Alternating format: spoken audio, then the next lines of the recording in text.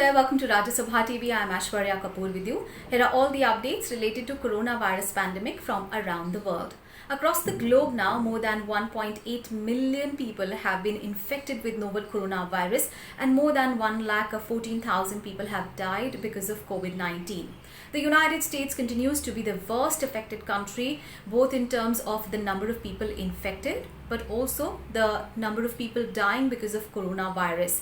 The US now has more than 5,56,000 people who have been infected, and of which 1 lakh are from New York only. And it also has more than 22,000 people dying because of coronavirus.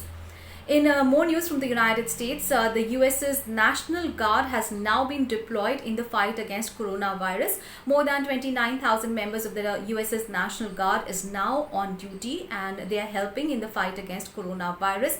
They have been given a variety of roles, including in emergency operation centers and also in restocking grocery shelves. And the US's Food and Drug Administration has now green-lighted a system that can decontaminate N95 respirators, millions at one time. Now, this system has been deployed in some of the US's hospitals, but it is now going to be deployed in more hospitals across America. And this system has the capability to decontaminate N95 respirators and millions at one time. And of course, this comes even as the infections are increasing and there is a huge demand for N95 respirators. And now news from Europe. Spain, despite reporting thousands of cases every day, has now gone for some lifting of restrictions. So people who cannot work from home or all those people whose workplaces have now reopened can return to work. Now this move is mainly aimed at some of the important sectors like manufacturing and construction, but all the non-essential businesses like restaurants, bars, places of entertainment do remain closed.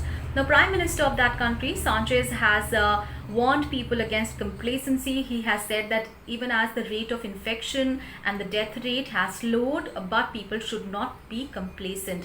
He has also said that the lifting of restrictions will be progressive and measured.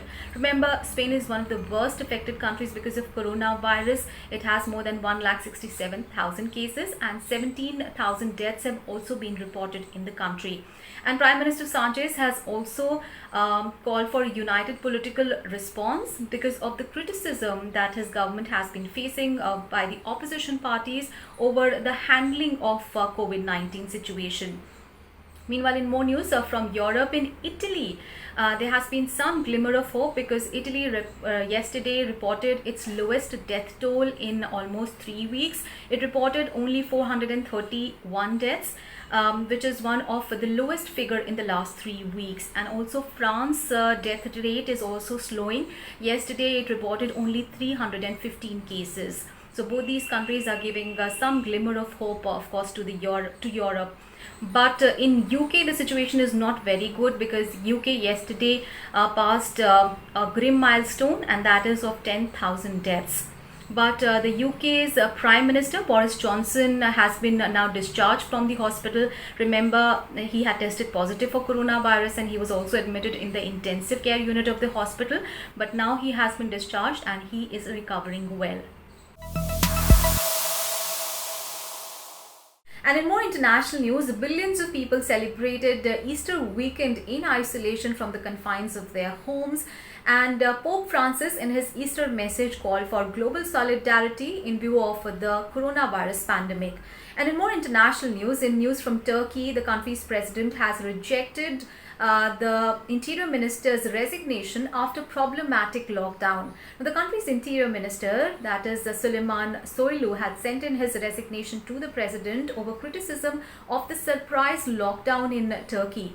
Now, the announcement of the lockdown was made just hours before the lockdown was to go into effect. And as a result, there was huge panic buying that was seen in the country. There were huge queues that were seen outside supermarkets.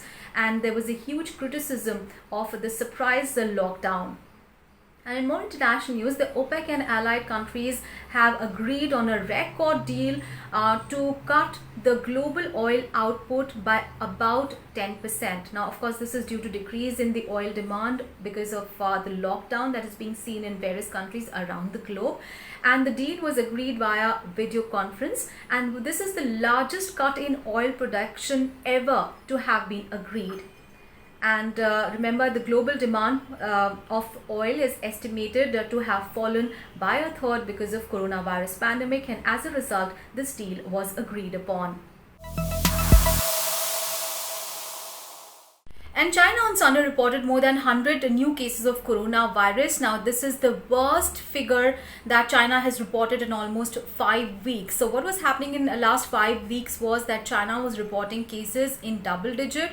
But yesterday it reported 108 cases of coronavirus, of which all but 10 were imported cases. China also reported 2 deaths yesterday. Of course, this coming even as China is looking to prevent a second wave of infection in the country. And now news from Indonesia. Now, Indonesia has imposed curbs on public transport ahead of the Islamic holy month of Ramadan, which will begin by the end of this month. Now, Indonesians usually head home at the end of Ramadan, and that has raised fears about the spread of a coronavirus in that country. Meanwhile, World Bank has predicted a recession in the South Asian region. The World Bank has said that the South Asian nations, including India, are on course for their worst economic performance in almost 40 years. Now, the region comprises of 8 countries, including India, and the World Bank has said that they will show a growth between 1.8% to 2.8%. That is, of course, down from what the World Bank had predicted almost 6 months ago. At that time, World Bank had predicted a growth of 6.3% for the South Asian countries, but now this figure is from 1.8% to 2.8%. So those were all the updates related to coronavirus pandemic from around the globe. Thanks for watching.